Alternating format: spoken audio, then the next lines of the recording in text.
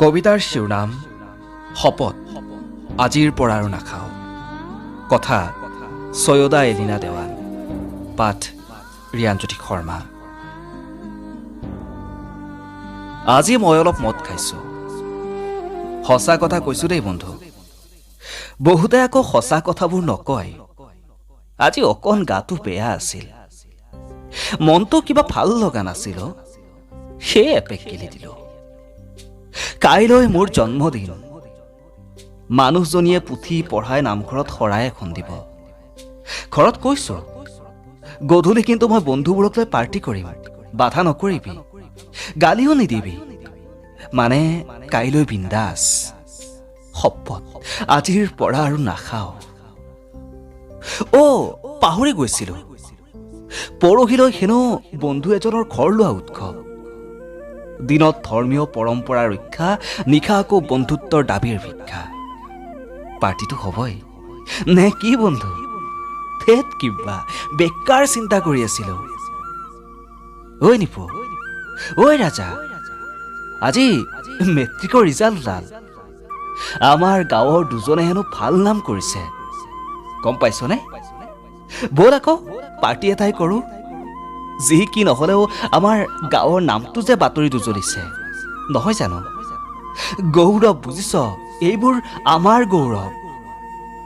আমাৰ জাতীয় উৎসৱ বিহুটিওচোন আহিলেই। এইবাৰ কিন্তু জাতিৰ মান ৰাখিব লাগিব। বিহু মঞ্চত অসমীয়া গীতেই গাব লাগিব। শিল্পীবোৰলৈ কাঢ়া নিৰ্দেশনা থাকিব।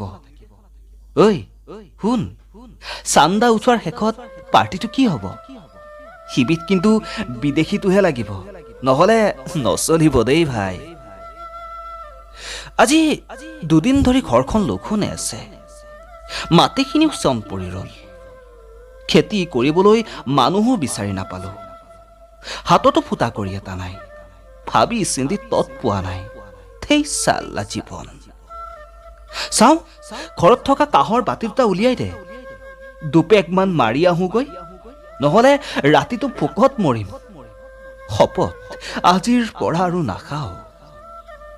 আজি বৰষুণ জাকে দিনটো বেছ সুন্দৰ কৰি সজাইছে। চাকনা অলপৰ লগত ৰঙা পানীৰ জুতিটোও মিলিছে।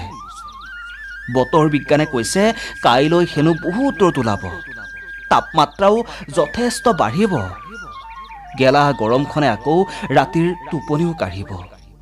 ডিঙিটো অলপ তিয়াব পাৰিলে বেছ আৰাম লাগিব। তেন্তে বন্ধু বি ৰেডি, হৈ যায় পাৰ্টি। কালি কিন্তু পিকনিকত অভাৰ খাই দিলোঁ ভাই।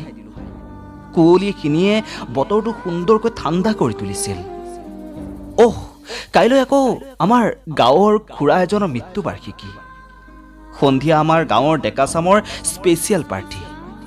আহিবি আকৌ, সঁচাকৈ কৈছোঁ, তহঁত নাহিলে কিবা পাৰ্টিটো নজমে। শুনিছোঁ নিকুৰ মামাই বোলে নতুনকৈ আন এখন অনশ্বপৰ লাইচেঞ্চ পাইছে, তাৰ পৰাই দুটা উঠাই আনিবি। ইমান আশাৰে দিছে, আমাৰ যদি দুটকা অৰিহণা নাথাকে সিনো কেনেকৈ চলিব? আৰু আমাৰো লেবেল বুলি কথা এটা আছে দেচোন, নহয় জানো বন্ধু? বহুদিনৰ মূৰত আজি মনটো বহুত আনন্দৰে ভৰিছে।